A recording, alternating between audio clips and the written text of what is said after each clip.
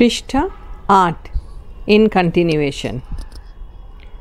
সংক্ষিপ্ত উত্তরভিত্তিক প্রশ্নাবলী। মার্কস 3। প্রশ্ন ১। বৈধ ও অবৈধ যুক্তির পার্থক্য করো। উত্তর: বৈধ ও অবৈধ যুক্তির পার্থক্য। বৈধ ও অবৈধ যুক্তির পার্থক্যকে নিম্নোক্তভাবে উল্লেখ করা যায়। এখানে দুটো কলাম করা হয়েছে, প্রথমটা বৈধ যুক্তি, তারপরেরটা অবৈধ যুক্তি। ১. এরূপ যুক্তির সিদ্ধান্তগুলি অনিবার্যভাবে যুক্তিবাক্য থেকে নিঃসৃত। অবৈধ যুক্তি। ১. এরূপ যুক্তির সিদ্ধান্তগুলি কখনোই যুক্তির বাক্য থেকে অনিবার্যভাবে নিঃসৃত নয়, তা হলো সভ্যতা।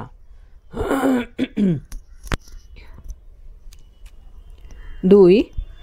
এরূপ যুক্তিতে যুক্তিবাক্য বা হেতুবাক্যগুলি সত্য ট্রু হলে সিদ্ধান্তটিও সত্য হবে, তা কখনোই মিথ্যা হতে পারে না। আর অবৈধ যুক্তি হলো ২ নম্বরে, এরূপ যুক্তিতে হেতু বাক্য বা যুক্তি বাক্যগুলি সত্য হলে সিদ্ধান্তটি মিথ্যা হয়। ৩ নম্বর বৈধ যুক্তি। এরূপ যুক্তির সিদ্ধান্তগুলি সবসময় নিশ্চিত রূপে গণ্য। অবৈধ যুক্তি। এরূপ যুক্তির সিদ্ধান্তগুলি কখনোই নিশ্চিত নয়, তা সবসময়ই সম্ভাব্য রূপে গ্রাহ্য। নাম্বার 2, যুক্তির স্বরূপ বা বৈশিষ্ট্যগুলো কি? প্রশ্ন এটাই। উত্তর: প্রত্যেকটি যুক্তির ক্ষেত্রেই কিছু স্বরূপ বা প্রকৃতিগত বৈশিষ্ট্য দেখা যায়। এই সমস্ত বৈশিষ্ট্যগুলোকে নিচে উল্লেখ করা হলো। ১. যুক্তি কোনো মানসিক ক্রিয়া নয়। মানসিক ক্রিয়ারূপে যা গণ্য তা হলো অনুমান। যুক্তি হলো মানসিক ক্রিয়ার বহির্ভূত এক বিষয়। ২. অনুমানের ভাষাগত রূপ। যুক্তি হলো অনুমানের ভাষায় প্রকাশিত একটি স্পষ্ট রূপ।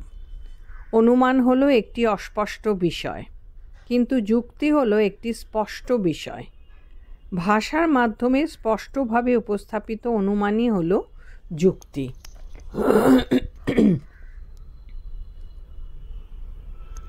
পৃষ্ঠা ৯। ৩. একাধিক বচনের সমষ্টিগত রূপ। যুক্তি হলো একাধিক বচনের এক সমষ্টিগত রূপ। এই বচনগুলি পারস্পরিকভাবে যুক্তিবাক্য বা হেতুবাক্য এবং সিদ্ধান্তের সম্পর্কে সম্পর্কিত। যুক্তিতে থাকে একটি সিদ্ধান্ত এবং এক বা একাধিক হেতুবাক্য। ৪. সিদ্ধান্ত ও যুক্তিবাক্যের উপস্থিতি। যুক্তির ক্ষেত্রে আমরা প্রতিপাদ্য বিষয়টিকে যে বচনের মাধ্যমে প্রমাণ করি তাকে বলে সিদ্ধান্ত বা কনক্লুশন, আর যে বচনগুলির সাহায্যে সিদ্ধান্তকে প্রমাণ করা হয় বা প্রতিষ্ঠা করা হয় তাকে বলে যুক্তিবাক্য বা প্রেমিসেস। ৫. যুক্তিবাক্য ও সিদ্ধান্তের সম্পর্কযুক্ত যুক্তি। যুক্তির ক্ষেত্রে আমরা প্রথমে হেতুবাক্য তথা যুক্তিবাক্যকে উল্লেখ করি এবং সবার শেষে উল্লেখ করি সিদ্ধান্তকে। সিদ্ধান্তর বক্তব্য বিষয়ই হল যুক্তিবাক্যের মূল বক্তব্য বিষয়। ৬. এক বা একাধিক যুক্তিবাক্য ও একটি মাত্র সিদ্ধান্তের উপস্থিতি। কোনো যুক্তির ক্ষেত্রে যুক্তিবাক্যের সংখ্যা একটি বা একাধিক হতে পারে, কিন্তু সিদ্ধান্তের সংখ্যা সবসময় একটিই হয়। প্রশ্ন ৩. যুক্তি ও যুক্তির আকার কি তা আলোচনা করো। উত্তর: যুক্তি হলো অনুমানের ভিত্তি করে গড়ে ওঠা এক ধরনের ভাষাগত কাঠামো। যেখানে এক বা একাধিক বাক্যের সত্যতা থেকে সিদ্ধান্তের সত্যতা প্রতিষ্ঠা করা হয়। উদাহরণস্বরূপ, সকল মানুষ হয় মরণশীল, রাম হয় মানুষ, তো রাম হয় মরণশীল। যুক্তির আকার। যে কাঠামো বা স্ট্রাকচার বা আকারে যুক্তিটিকে প্রকাশ করা হয়, অর্থাৎ যে কায়দায় বা কৌশলে একাধিক বচন সংশ্লিষ্ট হয়ে একটি যুক্তিকে গঠন করে, সেই রূপটিকেই বলা হয় যুক্তির আকার, ব্র্যাকেটে আর্গুমেন্ট ফর্ম। কোনো একটি যুক্তির উপাদান পরিবর্তনীয় হলেও তার আকারটি কিন্তু অপরিবর্তনীয় হয়। নিচে উদাহরণের সাহায্যে যুক্তির আকারের বিষয়টিকে সহজভাবে উল্লেখ করা হলো। উদাহরণস্বরূপ, সকল এম হয় পি, সকল এস হয় এম, সকল এস হয় পি।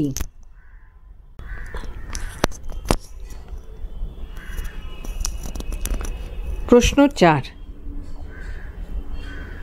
অবরোহ যুক্তির আকার কিভাবে নির্ণয় করা যায়?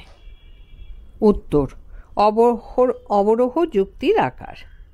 একটি অবরোহ যুক্তি শুধুমাত্র কতকগুলি সরল বচন সহযোগে গঠিত হতে পারে, আবার একাধিক জটিল বচন সহযোগেও গঠিত হতে পারে। সরল যুক্তি ও তার আকার। কোনো অবরোহ যুক্তিতে যদি শুধুমাত্র সরল নিরপেক্ষ বচন থাকে, তাহলে যুক্তিটির অন্তর্গত প্রত্যেকটি সরল নিরপেক্ষ বচনের আকার পেলেই আমরা যুক্তিটির সামগ্রিক আকার পেয়ে যাই। এক্ষেত্রে সরল বচনগুলিকে পদে, ব্র্যাকেটের টার্ম, বিভক্ত করতে হয় এবং পদগুলির পরিবর্তে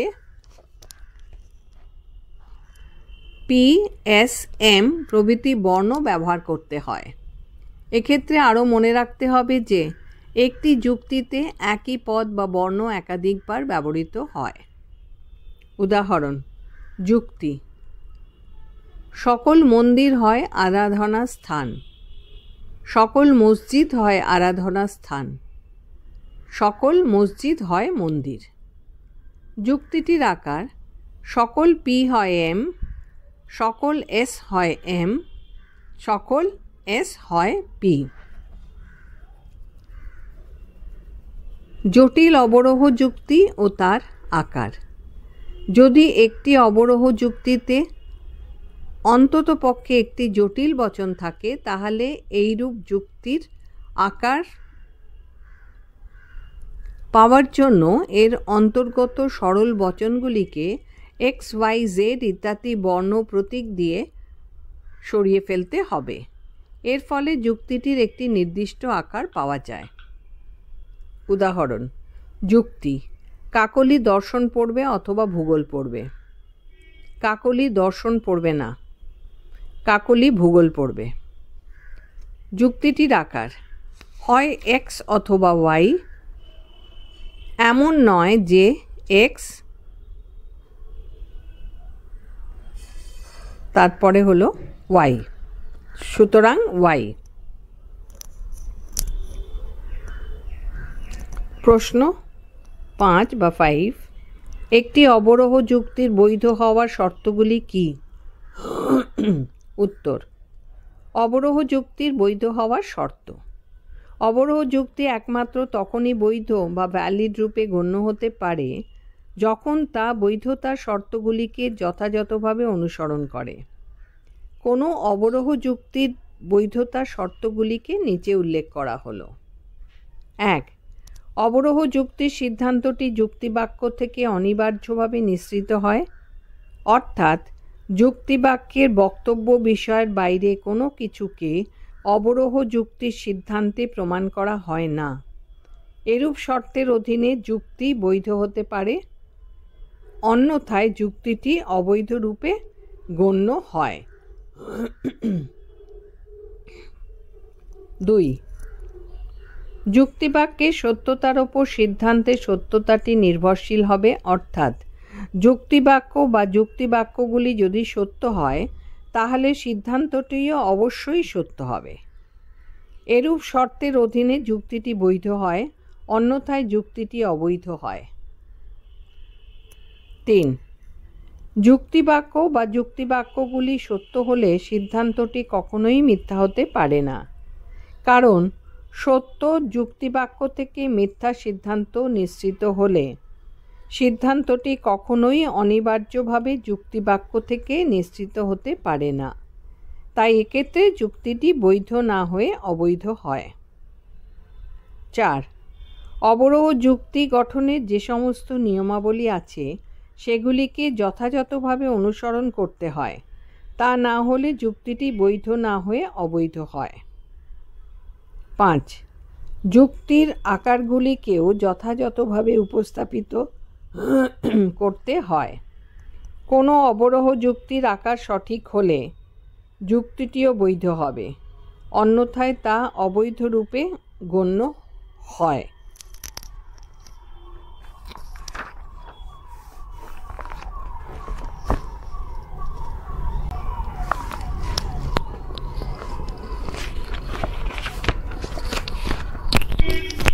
পৃষ্ঠা 10।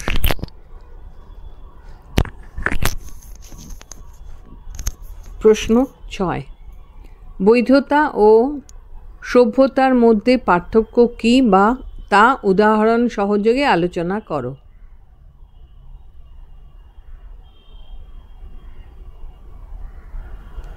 আবার পড়ছি, বৈধতা ও সত্যতার মধ্যে পার্থক্য কী তা উদাহরণ সহযোগে আলোচনা করো। উত্তর: বৈধতা যুক্তির, সত্যতা বচনের। বৈধতা বলতে বোঝায় কোনো একটি যুক্তি বৈধ, ভ্যালিড বা অবৈধ, ইনভ্যালিড। বৈধতার বিষয়টি তাই যুক্তির সঙ্গে জড়িত। কিন্তু সত্যতা বলতে বোঝায় কোনো একটি বচন সত্য, ট্রু অথবা মিথ্যা।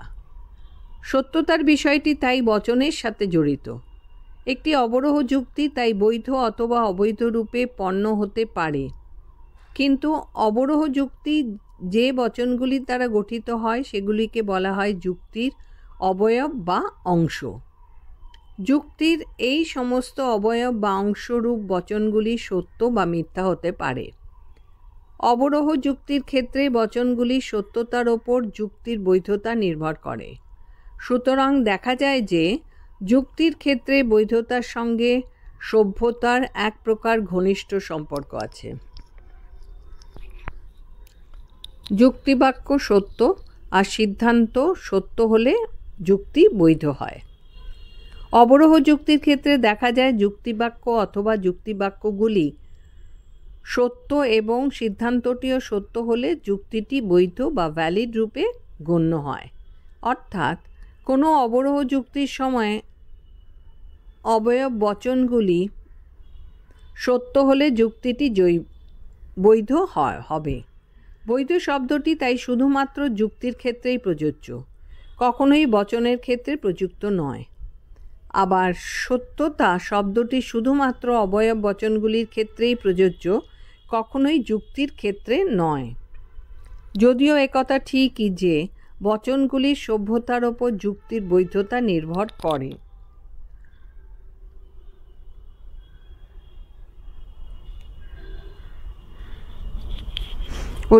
উদাহরণ: যুক্তি: কোনো মানুষ নয় সুখী, সত্য।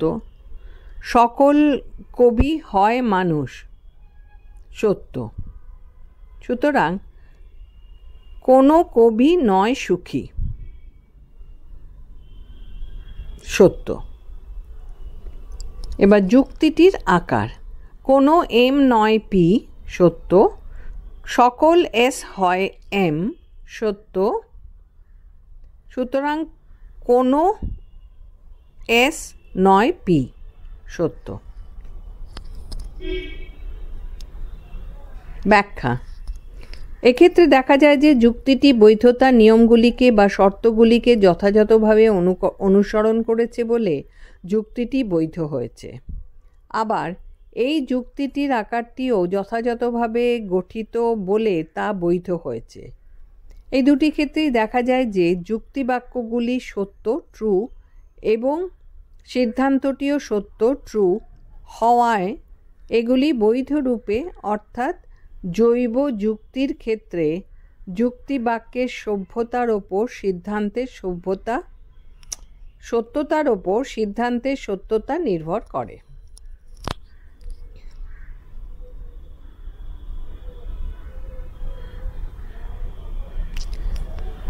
এরপর যুক্তিবাক্য সত্য এবং সিদ্ধান্ত মিথ্যা হলে যুক্তি অবৈধ হয়।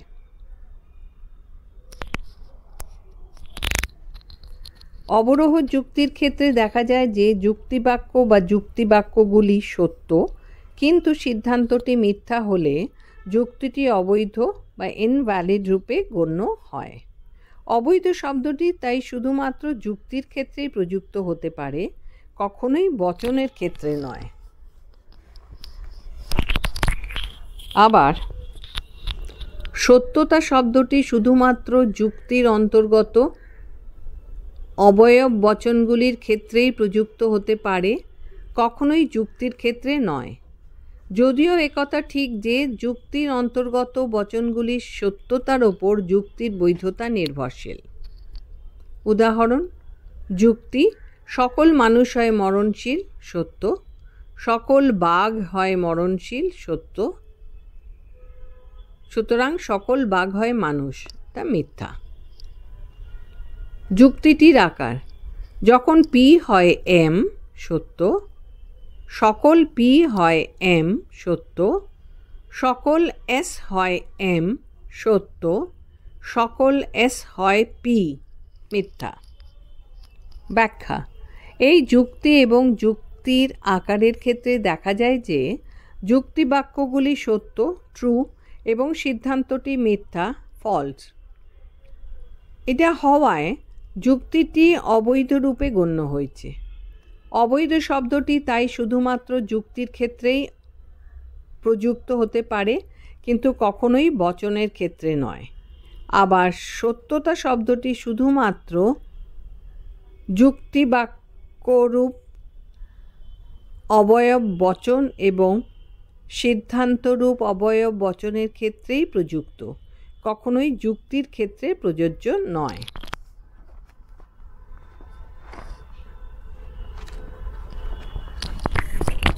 প্রশ্ন ৭। বৈধ ও অবৈধ অবরোহ যুক্তির বিষয় দুটি উদাহরণসহ আলোচনা করো। উত্তর: অবৈধ অবরোহ যুক্তির উদাহরণসহ আলোচনা। উদাহরণ: যুক্তি: সকল বেড়াল হয় জন্তু, সকল বাঘ হয় জন্তু। এই যুক্তি বাক্য দুটি সত্য, সুতরাং সকল বাঘ হয় বিড়াল। এই সিদ্ধান্তটি মিথ্যা। যুক্তিটির আকার: সকল পি হয় এম, সকল এস হয় এম, সুতরাং সকল এস হয় পি। ব্যাখ্যা: এই অবরোহ যুক্তিটি হলো অবৈধ বা ইনভ্যালিড, কারণ এখানে বৈধতার শর্তগুলিকে যথাযথভাবে অনুসরণ করা হয়নি।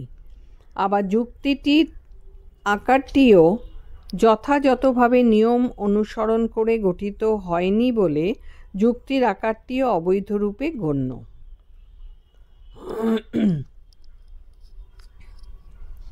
প্রশ্ন ৮। অবরোহ যুক্তি কি সবসময় বৈধ হয়? উত্তর: অবরোহ যুক্তি যে সবসময় বৈধ বা ভ্যালিড হবে এমন নয়, আবার তা যে সবসময় অবৈধ বা ইনভ্যালিড হবে এমনও নয়। অবরোহ যুক্তি তাই কোনো কোনো সময় বৈধ রূপে গণ্য হয়, আবার কোনো কোনো সময় অবৈধ রূপে গণ্য হয়। অবরোহ যুক্তির বৈধ ও অবৈধ রূপ দুটিকে উদাহরণ সহ নিচে উল্লেখ করা হয়। হলো পৃষ্ঠা 11। বৈধ অবরোহ যুক্তির উদাহরণ সহ আলোচনা। উদাহরণ: যুক্তি: সকল মানুষ হয় মরণশীল, রাম হয় মানুষ, সুতরাং রাম হয় মরণশীল। এই যুক্তি বাক্য দুটি সত্য এবং সিদ্ধান্তটিও সত্য। এবার যুক্তিটির আকার: সকল এম হয় পি, সকল এস হয় এম, therefore সকল এস হয় পি। এই অবরোহ যুক্তিটি বৈধ ভ্যালিড রূপে গণ্য, কারণ এখানে বৈধতার শর্তগুলিকে যথাযথভাবে অনুসরণ করা হয়েছে। আবার যুক্তিটির আকারটিও যথাযথভাবে নিয়ম অনুসরণ করে গঠিত বলে তা বৈধ রূপে গণ্য। প্রশ্ন 9, যুক্তি ও যুক্তির আকারের উদাহরণ দাও। উত্তর, যুক্তি ও যুক্তির আকার। যুক্তি ও যুক্তির আকারের পার্থক্যটি নিচের উপস্থাপনের মাধ্যমে অত্যন্ত সহজেই উপস্থাপিত করা যায়। উদাহরণ: যুক্তি: সকল মানুষ হয় দ্বিপদ বিশিষ্ট জীব। রাম হয় মানুষ, সুতরাং রাম হয় দ্বিপদ বিশিষ্ট জীব। যুক্তিটির আকার: সকল এম হয় পি, সকল এস হয় এম, সুতরাং সকল এস হয় পি। ব্যাখ্যা: এখানে দেখা যায় যে যুক্তিটিকে গঠন করা হয়েছে তিনটি বচনের সাহায্যে। এই সমস্ত বচনগুলিকে বলা হয় যুক্তির উপাদান বা অবয়ব। এই সব অবয়ব বচনগুলিকে পরিবর্তিত করে অন্য কিছু নতুন অবয়ব বচনের সাহায্যে একটি নতুন যুক্তিও গঠন করা যায়। অর্থাৎ যুক্তির ক্ষেত্রে অবয়ব বচনগুলি পরিবর্তিত হতে পারে, কিন্তু যুক্তিটির যে আকারের উল্লেখ করা হয়েছে সেই আকারটির কোনো পরিবর্তন হয় না। সুতরাং যুক্তির পরিবর্তন হলেও যুক্তির আকারটির কোনো পরিবর্তন হয় না।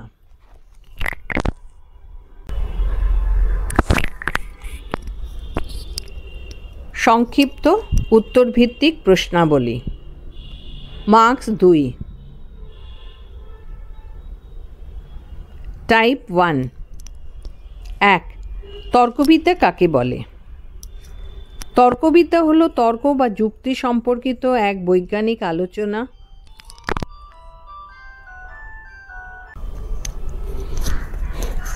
আবার পড়ছি এটা, তর্কবিদ্যা কাকে বলে? তর্কবিদ্যা হলো তর্ক বা যুক্তি সম্পর্কিত এক বৈজ্ঞানিক আলোচনা ও অনুসন্ধান। তর্কবিদ্যার ইংরেজি প্রতিশব্দ হলো লজিক। শব্দটি গ্রিক লজিকে শব্দ থেকে উদ্ভূত হয়েছে। লজিকে শব্দটি আবার এসেছে ল্যাটিন শব্দ লোগোস থেকে, যার অর্থ হলো চিন্তা বা চিন্তার বাহন। চিন্তা এবং ভাষা এই উভয়কেই বোঝাবার জন্য শব্দটি ব্যবহৃত হয়। সুতরাং ব্যুৎপত্তিগত দিক থেকে বলা যায় তর্কবিদ্যা হলো ভাষায় প্রকাশিত চিন্তা সম্বন্ধীয় বিজ্ঞান। তর্কবিদ্যায় চিন্তা বলতে বোঝায় তর্ক করা, বিচার করা বা অনুমান করা। সেজন্যই বলা যায় যে তর্কবিদ্যা হলো চিন্তা বা যুক্তি সম্পর্কিত বিজ্ঞান। প্রশ্ন 2। যুক্তির বৈধতা বলতে কি বোঝো? উত্তর, বৈধতা শব্দটির সঙ্গে জড়িত অবরোহ যুক্তি, ডিডাকটিভ আর্গুমেন্ট। বৈধতা শব্দটির অর্থ হল কোনো একটি অবরোহ যুক্তি বৈধ বা ভ্যালিড অথবা অবৈধ ইনভ্যালিড রূপে গ্রাহ্য। অর্থাৎ যে কোনো অবরোহ যুক্তি হয় বৈধ অথবা অবৈধ রূপে গণ্য হয়। স্বাভাবিকভাবেই প্রশ্ন ওঠে, একটি অবরোহ যুক্তি কখন বৈধ হয় আর কখন অবৈধ হয়? যুক্তির বৈধতার ক্ষেত্রে এরূপ প্রশ্ন দুটির উত্তর খোঁজা একান্ত জরুরি। প্রশ্ন 3। যুক্তি কি? তর্কবিদ্যায় অনুমানকে যখন ভাষায় উপস্থাপিত করা হয় তখন তাকে যুক্তি বা আর্গুমেন্ট বলে। এই যুক্তির দুটি রূপ দেখা যায়, যার একটি হলো তার আকারগত দিক এবং অপরটি হলো তার উপাদানগত দিক। যুক্তির উপাদান বলতে বোঝায় সেই সমস্ত বিষয় যেগুলির দ্বারা যুক্তি গঠিত হয়। যুক্তি গঠিত হয় বচন দিয়ে, সুতরাং বচনগুলিকেই বলা হয় যুক্তির উপাদান। অনেক সময় আবার যুক্তির উপাদান বলতে যুক্তির বিষয়বস্তুকেও বোঝানো হয়ে থাকে, কিন্তু তর্কবিদ্যায় যুক্তির উপাদান বলতে মূলত যুক্তির অন্তর্গত অবয়ব বচনগুলিকেই বোঝানো হয়। প্রশ্ন ৪, যুক্তির আকার কি? উত্তর: যুক্তির আকার বলতে বোঝায় যে কাঠামোয় কোনো একটি যুক্তি গঠিত হয় সেই কাঠামোকে, অর্থাৎ যে কায়দায় বা নিয়মে একাধিক বচন সংশ্লিষ্ট হয়ে একটি যুক্তি গঠন করে সেই কায়দা বা কৌশল ও নিয়মকেই বলা হয় যুক্তির আকার (আর্গুমেন্ট ফর্ম). যুক্তির উপাদানগুলি পরিবর্তিত হতেই পারে, কিন্তু যুক্তির আকার পরিবর্তিত হয় না। এগুলি তাই অপরিবর্তনীয় রূপেই গণ্য। ৫. যুক্তিবিদ্যা কাকে বলে? যুক্তিবিদ্যা হলো তর্ক বা যুক্তি সম্পর্কিত এক বৈজ্ঞানিক অনুসন্ধান ও আলোচনা। যুক্তিবিদ্যাকে তর্কবিদ্যা নামেও উল্লেখ করা যায়। যুক্তিবিদ্যা, তর্কবিদ্যা, যুক্তিবিজ্ঞান, তর্কবিজ্ঞান এই সমস্ত নামগুলি সমার্থক রূপেই গণ্য।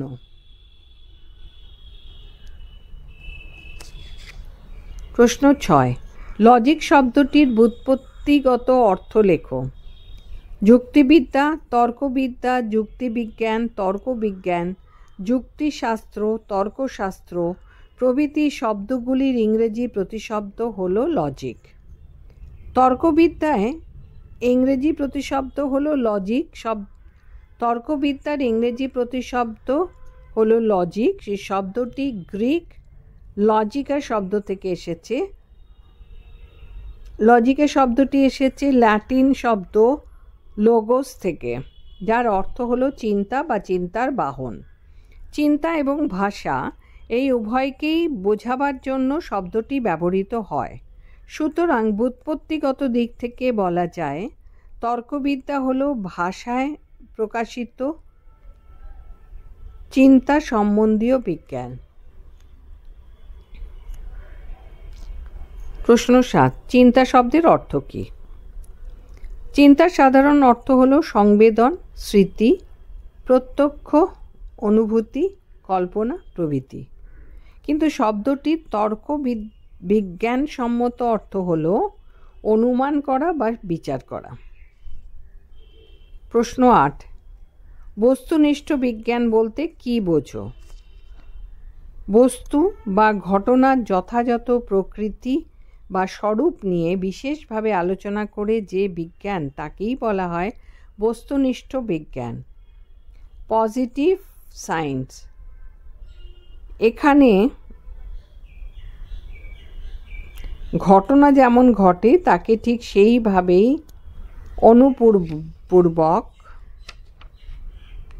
আনুপূর্বিক বর্ণনা করা হয়।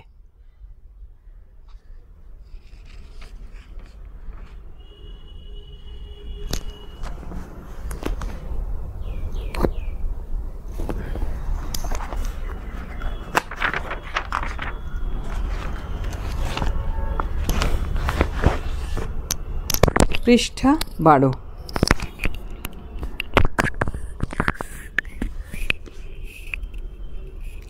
প্রশ্ন 9, আদর্শনিষ্ঠ বিজ্ঞান কি?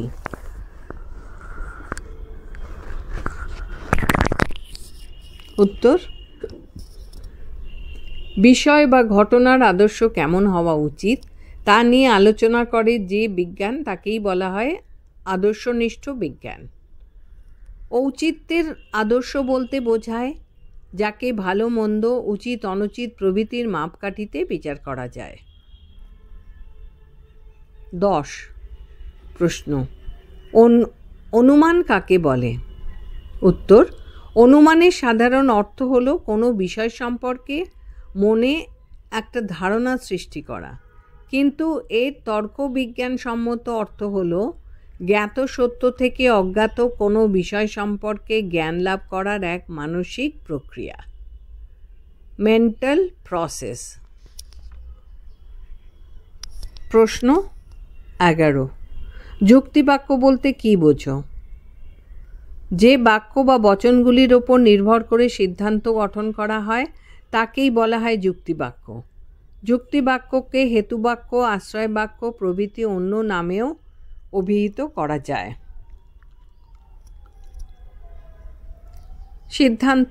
প্রশ্ন 12, সিদ্ধান্ত কি? উত্তর, কোনো যুক্তিতে গৃহীত সিদ্ধান্তটি যে বাক্যের মাধ্যমে প্রকাশ পায় তাকেই বলা হয় সিদ্ধান্ত। সিদ্ধান্তটি শেষ বাক্যের মাধ্যমে প্রকাশিত হয় বলে যুক্তির শেষ বাক্যটি হয় সিদ্ধান্ত। প্রশ্ন 13, অবরোহ যুক্তি কাকে বলে? উত্তর, অবরোহ হলো যুক্তির একটি প্রকার। অবরোহ শব্দটির অর্থ হলো নেমে আসা বা অবরোহণ করা। এখানে যুক্তিবাক্যের ব্যাপক বিপন্ন থেকে সিদ্ধান্তে, ব্যাপক বিষয় থেকে সিদ্ধান্তে যখন তার চেয়ে কম কিছু বিষয় সিদ্ধান্ত গ্রহণ করা হয় তখন যুক্তিবিজ্ঞানে তাকেই বলা হয় অবরোহ যুক্তি বা ডিডাকটিভ আর্গুমেন্ট। প্রশ্ন 14, আরোহ যুক্তি কাকে বলে? উত্তর, আরোহ হলো যুক্তির অন্য একটি প্রকার। আরোহ শব্দটির অর্থ হলো উঠে আসা বা আরোহণ করা। এখানে যুক্তি বাক্যের কম বা সংকীর্ণ বিষয় থেকে সিদ্ধান্তে বেশি ব্যাপকতর সার্বিক কোনো বিষয় সম্পর্কে সিদ্ধান্ত গ্রহণ করা হয়। প্রশ্ন 15, বৈধ যুক্তি কি? বৈধ শব্দটির সাধারণ অর্থ হল যথাবিহিত বা যথাযথ। যুক্তিবিজ্ঞানে এই বৈধ শব্দটি যুক্তির ক্ষেত্রে প্রযুক্ত। কোনো যুক্তি যদি যথাযথভাবে নিয়ম মেনে চলে তবে সেই যুক্তিকেই বলা হয় বৈধ যুক্তি বা ভ্যালিড আর্গুমেন্ট। প্রশ্ন 16, অবৈধ যুক্তি কি? উত্তর, যুক্তিবিজ্ঞানে অবৈধ শব্দটি যুক্তির ক্ষেত্রেই প্রযুক্ত। অবৈধ শব্দটির অর্থ হলো যথাযথভাবে নিয়ম মেনে না চলা। অর্থাৎ কোনো যুক্তি যদি যুক্তির নিয়মগুলিকে ঠিকমতো মেনে না চলে তাহলে সেই যুক্তিকেই বলা হয় অবৈধ যুক্তি বা ইনভ্যালিড আর্গুমেন্ট।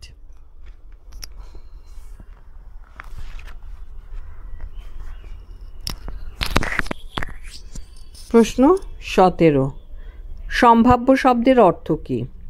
উত্তর, সম্ভাব্য শব্দটির অর্থ হলো যা নিশ্চিতভাবে সত্যও নয় আবার নিশ্চিতভাবে মিথ্যাও নয়।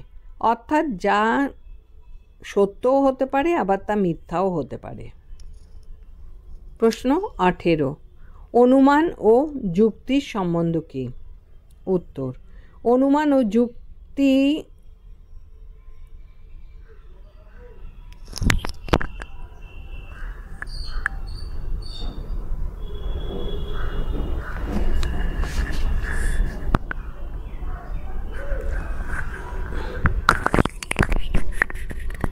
অনুমান ও যুক্তি স্বরূপত এক ও অভিন্ন। কেননা যুক্তি হলো অনুমানের বাহ্যিক রূপ, তাই এদের মধ্যে ব্যক্ত ও অব্যক্ত সম্বন্ধ। নাম্বার 19, যুক্তি ও অনুমানের মধ্যে পার্থক্য কী? যুক্তি হলো বাহ্যিক প্রকাশ, অপরপক্ষে অনুমান হলো মানসিক বিষয়। যুক্তি অপর মানুষের প্রত্যক্ষের বিষয়, কিন্তু অনুমান অপর মানুষের প্রত্যক্ষের বিষয় নয়।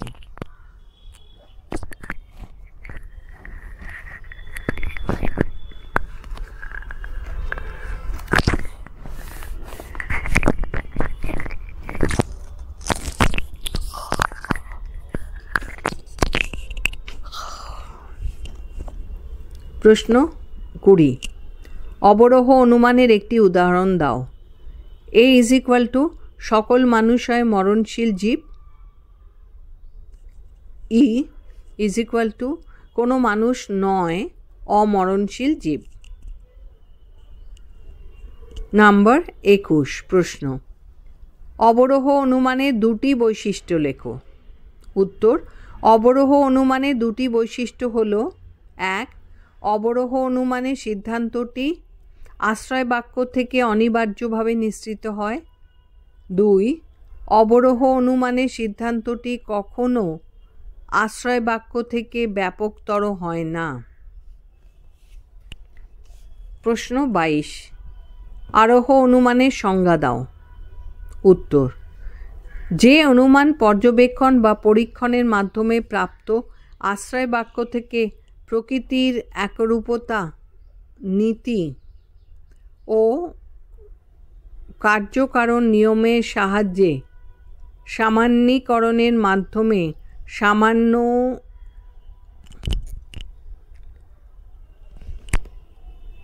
সংশ্লেষক বচন সিদ্ধান্তরূপে প্রতিষ্ঠা করে, সেই অনুমানকে বলা হয় আরোহ অনুমান। প্রশ্ন 23, আরোহ অনুমানের একটি উদাহরণ দাও। উত্তর, 1 নম্বর কাক হয় কালো। 2 নম্বর কাক হয় কালো। 3 নম্বর কাক হয় কালো। সুতরাং সকল কাক হয় কালো।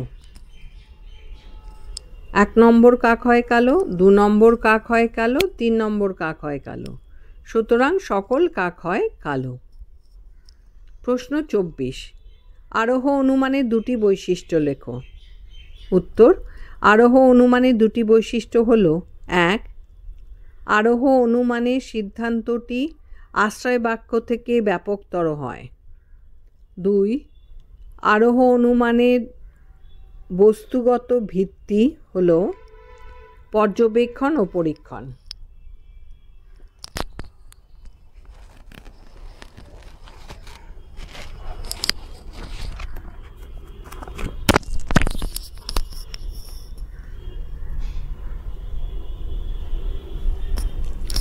প্রশ্ন 25, অবরোহ ও আরোহ অনুমানের একটি পার্থক্য লেখো। অবরোহ অনুমানে আশ্রয় বাক্য ও সিদ্ধান্তের মধ্যে প্রসক্তি সম্বন্ধ থাকে। অপরপক্ষে আরোহ অনুমানে আশ্রয় বাক্য ও সিদ্ধান্তের মধ্যে প্রসক্তি সম্বন্ধ থাকে না। প্রশ্ন 26, অবরোহ অনুমানে সিদ্ধান্ত সুনিশ্চিত হয় কেন? উত্তর, অবরোহ অনুমানে আশ্রয় বাক্য ও সিদ্ধান্তের মধ্যে প্রসক্তি সম্বন্ধ থাকে বলে অবরোহ অনুমানের সিদ্ধান্ত সুনিশ্চিত হয়। প্রশ্ন 27, আরোহ অনুমানের সিদ্ধান্ত সুনিশ্চিত হয় না কেন? ব্র্যাকেটে সম্ভাব্য হয় কেন?